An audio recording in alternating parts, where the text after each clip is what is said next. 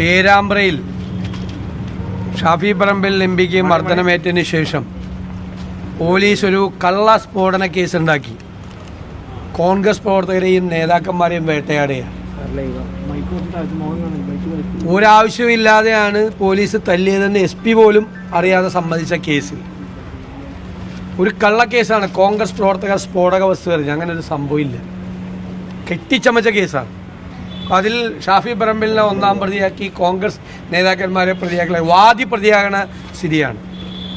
നൂറുകണക്കിന് police വാനുകളും police ജീപ്പുകളും രാത്രി മുഴുവൻ റോന്ത് ചുറ്റി കോൺഗ്രസ് പ്രവർത്തകരുടെ വീടുകൾ കടന്നു കയറി നിരപരാധികളായ ആളുകളെ അറസ്റ്റ് ചെയ്തുകൊണ്ടുപോയാണ്.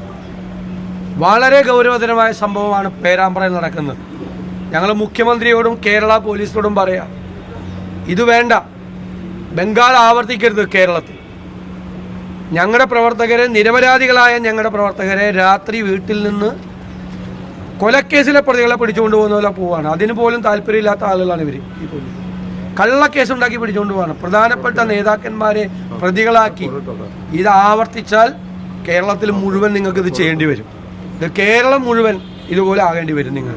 അതുകൊണ്ട് പോലീസിനോടും പോലീസിലെ ഉന്നതരായ ഉദ്യോഗസ്ഥരോടും ഞങ്ങൾ ഓർമ്മപ്പെടുത്തുകയാണ്, ഈ പരിപാടി നിർത്തണം. അല്ലെങ്കിൽ ഞങ്ങൾ വരും അങ്ങോട്ട്. നിങ്ങളൊക്കെ ഇരിക്കുന്ന സ്ഥലത്തേക്ക് ഞങ്ങൾ വരും. ഞങ്ങളെ വരുത്തരുത് എന്നാണ് എനിക്ക് വിനയപൂർവ്വം പറയാനുള്ളത്.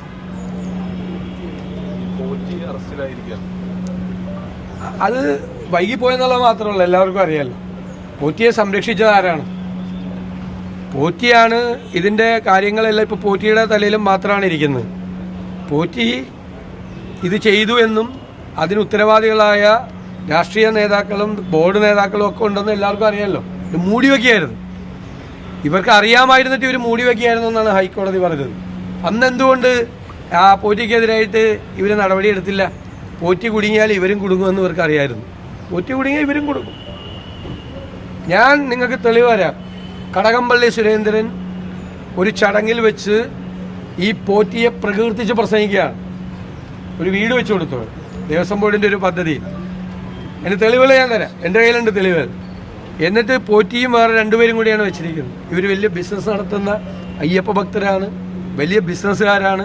ഇവരുടെ 4ാമത്തെ പാർട്ട്ണർ സ്വാമി അയ്യപ്പനാണ്. അവിടെ നിന്ന് കിട്ടുന്ന പണം ഉപയോഗിച്ചിട്ടാണ് ഇവർ ഈ സേവന പ്രവർത്തനം നടത്തുന്നത്. ഇത്ര വലിയൊരു അയ്യപ്പ ഭക്തരെ ഞാൻ കണ്ടിട്ടില്ല.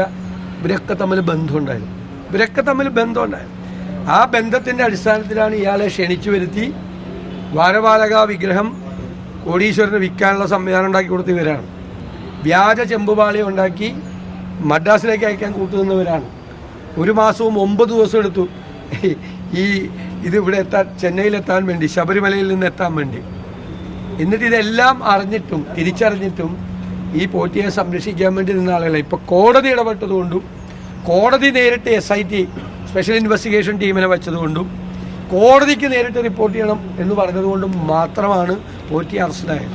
പോറ്റി മാത്രമല്ല, യഥാർത്ഥത്തിൽ ശരിയായി കൃത്യമായി കേസ് അന്വേഷിച്ചാൽ ഇവരൊക്കെ പെടും. ഇതിൻ്റെ അകത്ത് ഇവരെല്ലാം പെടും. ഇപ്പോൾ ദേവസ്വം ബോർഡ് മുഴുവൻ പ്രതിയായില്ലേ? അന്നത്തെ ദേവസ്വം ബോർഡ് പ്രസിഡന്റ് അടക്കം ദേവസ്വം ബോർഡ് മുഴുവൻ പ്രതിയായില്ലേ? അന്നത്തെ ദേവസ്വം മന്ത്രിയും പ്രതിയാവും പോലീസ് ശരിയായിട്ട് അന്വേഷിച്ചാൽ. അത് അന്വേഷിക്കണം എന്നാണ് ഞങ്ങളുടെ ആവശ്യം.